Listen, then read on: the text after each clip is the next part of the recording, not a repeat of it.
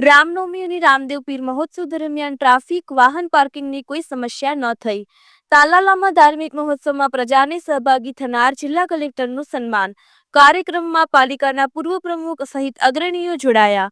તાલાલા શહેરમાં દર વર્ષની પરંપરા પ્રમાણે યોજાયેલ ભવ્ય રામ જન્મોત્સવ તથા 4 દાયકા બાદ રામદેવ પીર મહારાજના સવરા મંડપના ભવ્ય ધાર્મિક આયોજનમાં સહભાગી પોલીસ પરિવાર સહિત સમગ્ર વહીવટીતંત્રનો તાલાલાના વિવિધ સનાતન ધાર્મિક મંડળના અગ્રણીઓએ જિલ્લા કલેક્ટર દિગ્વિજયસિંહ જાડેજાની મુલાકાત લઈ ભગવાન શ્રી રામનો ફોટો અર્પણ કરી તાલાલાના તમામ ધર્મપ્રેમી ભાવિકો વતી શાહી સન્માન કર્યું હતું.